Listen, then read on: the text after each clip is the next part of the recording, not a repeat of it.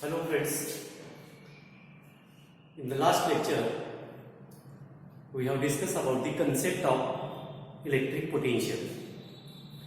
Now today new article, that is electric potential due to a point charge.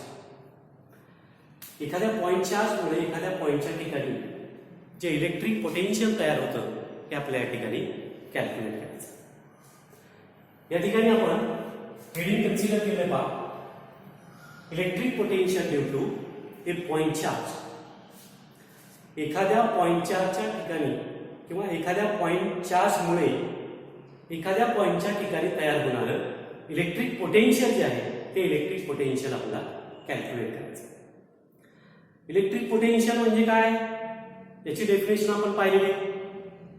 That is the amount of work done to bringing unit positive charge from infinity to given point against the direction of electric intensity is called as the electric potential. That is V is equal to W/Q. Work done per unit charge is nothing but the electric potential. मग electric potential आपल्याला calculate करायचं. त्याच्यासाठी या ठिकाणी एक diagram draw केलेली आहे पहा. या डायग्राम मध्ये काय कन्सिडर केलेलं आहे पहा, तर एक चार्ज कन्सिडर केलेला आहे. Let us consider A point charge plus Q placed at point O. O पॉइंटच्या ठिकाणी एक पॉझिटिव्ह चार्ज आपण कन्सिडर केलेला आहे पहा, प्लस Q. त्याच्यानंतर काय कन्सिडर केलेलं आहे, consider a point A at a distance R. R एवढ्या अंतरावरती एक पॉइंट कन्सिडर केलेला आहे A, where we have to calculate the electric potential. म्हणजे A पॉइंटच्या ठिकाणी या चार्जमुळे इथं तयार होणारं इलेक्ट्रिक पोटेन्शियल आपल्याला काय करायचं पहा, कॅल्क्युलेट करायचं. आता हे कॅल्क्युलेट करत असताना या ठिकाणी परत आपण आणखी कन्सिडरेशन केलेले पहा. Let M be the any point at a distance x from O. O पासून x एवढ्या अंतरावरती एक पॉइंट कन्सिडर केलेला आहे, M पॉइंट कन्सिडर. आणि या पॉइंटच्या ठिकाणी 1 कुलॉम एवढा चार्ज आपण कन्सिडर केला, युनिट पॉझिटिव्ह चार्ज कन्सिडर केलेला. M पोझिशनला आपण unit positive charge, that is 1 Coulomb charge एवढा आपण त्या ठिकाणी कन्सिडर केलं. आता पहा, consider unit positive charge that is 1 Coulomb at point M along line OA at a distance x from O. म्हणजे OA या लाईनवरती M पोझिशनला 1 कुलॉम चार्ज आपण कन्सिडर केला आहे. त्या ठिकाणी या चार्जमुळे या चार्जवरती जो फोर्स एक्झर्ट होणार आहे तो फोर्स आपण या ठिकाणी कॅल्क्युलेट करू. या चार्जमुळे युनिट पॉझिटिव्ह चार्जवरती जो फोर्स एक्झर्ट होतो तो फोर्स आपण कुलॉम्स लॉच्या सहाय्याने या ठिकाणी कॅल्क्युलेट करू शकतो. तोच फोर्स या ठिकाणी कॅल्क्युलेट केला का, त्याचं मॅग्निट्यूड आपण कन्सिडर केलं. The magnitude of the force on charge किंवा on unit positive charge is given by. तो फोर्स काय, तर force F is equal to 1 pi 4 pi epsilon 0 into Q by x square. Equation number 1. हा force आपण calculate केला. या चार्जने याच्यावरती exert केला फोर्स आपण कॅल्क्युलेट केला. फोर्सची डायरेक्शन कुठली असणार आहे, this force is directed away from O along OM. म्हणजे या डायरेक्शनने काय असणार आहे पहा, फोर्स असणार. किंवा इलेक्ट्रिक इंटेन्सिटीच्या डायरेक्शनच काय असणार आहे पहा, तर फोर्स असणार. आता हा जो चार्ज कन्सिडर केला आहे unit positive charge 1 Coulomb charge consider केलेला आहे, तो आपण काय करतो पहा, डिस्प्लेस करतो. म्हणजे M पासून N पर्यंत हा चार्ज आपण काय केला पहा, डिस्प्लेस केला.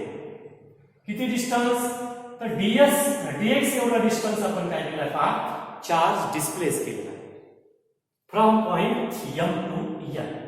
Against the direction of electric intensity.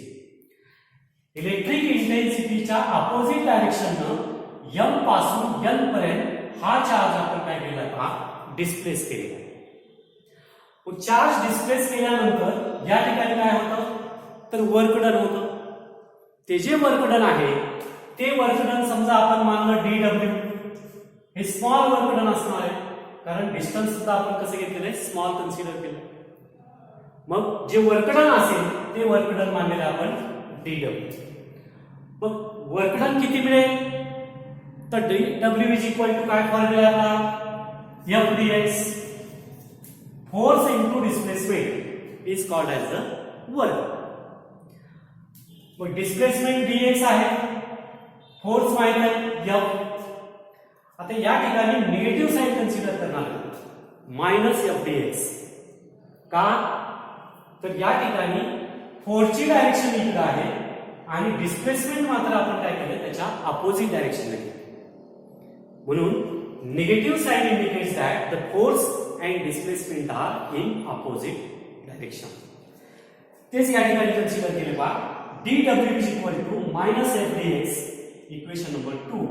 Negative sign indicates that force and displacement are in opposite direction.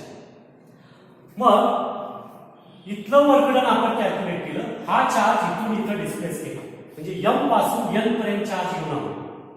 त्यावेळेसचं work done किती आहे पहा तर dw. त्याच्यानंतर समजा चार्ज इन्फिनिटी अंतरावरती आहे. इन्फिनिटी पासून हा चार्ज कुठे आणला आपण तर r एवढ्या अंतरावरती आणला. म्हणजे चार्ज पासून r एवढ्या अंतरावरती a पोझिशनला चार्ज आपण डिस्प्लेस केला तर या ठिकाणचं जे वर्क डन आहे ते वर्क डन आपण कॅल्क्युलेट करू. समजा ते वर्क डन आपण किती मानलेलं आहे w एवढं मानलं. मग w बरोबर काय देता येईल आपल्याला तर असे अनेक या ठिकाणी स्मॉल वर्क डन आहेत. इथलं एक वर्क डन, इथलं एक, इथलं एक, इथलं एक, इथलं एक, असे अनेक वर्क डन आहेत. या सर्वांची काय होईल पहा समेशन म्हणजेच आपण इंटिग्रेशन घेतो.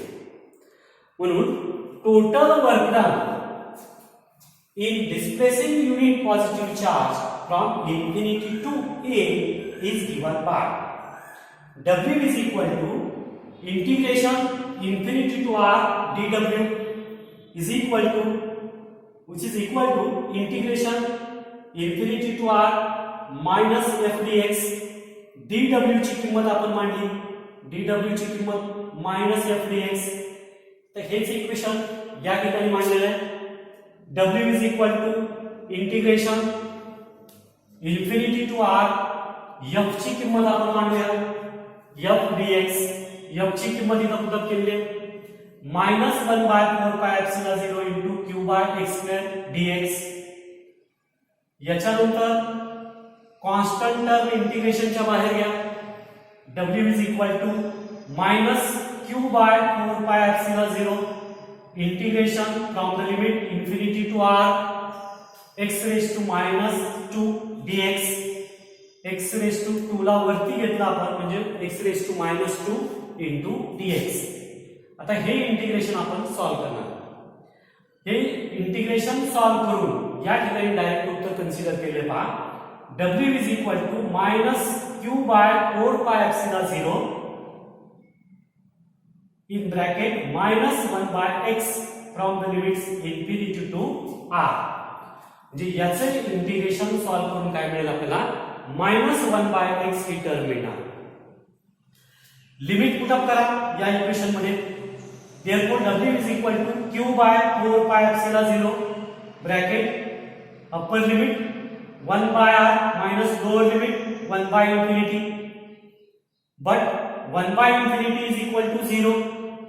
Therefore, w is equal to 1 by 4 pi epsilon 0 into q by r. Equation number 3. हे काय असेल पहा टोटल वर्क डन असेल. म्हणजे चार्ज इन्फिनिटी अंतरापासून आपण किती अंतरावरती आणला तर r एवढ्या अंतरावरती आणला त्यावेळेस मिळणारं टोटल वर्क डन किती मिळेल आपल्याला तर एवढं टोटल वर्क डन मिळेल. But by definition of potential, परंतु पोटेन्शियलच्या डेफिनेशन आपल्याला काय सांगता येईल that is potential V is equal to W by Q, work done per unit charge. मग युनिट चार्ज 1 कुलॉम घेतलेला आहे म्हणजेच फक्त W by 1 आहे, म्हणजेच वर्क डन म्हणजेच काय असणार या ठिकाणी पोटेन्शियल असणार. म्हणून V is equal to W is equal to 1 by 4 pi epsilon 0 into Q by R.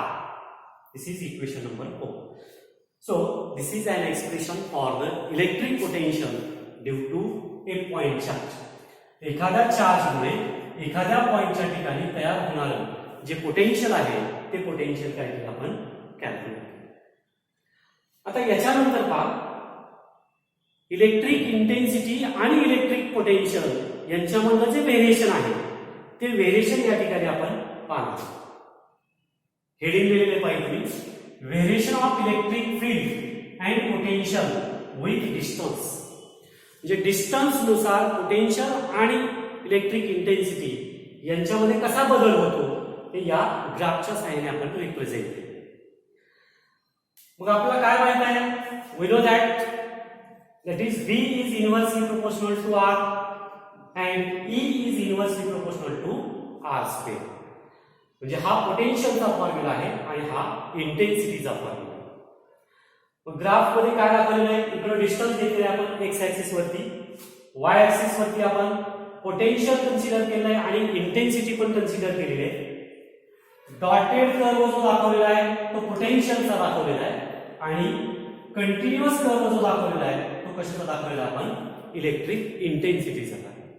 म्हणजे ग्राफचं नेचर कसं मिळणार आहे आपल्याला, तर या पद्धतीनं एक ग्राफ किंवा हा ग्राफ आपल्याला या ठिकाणी मिळणार.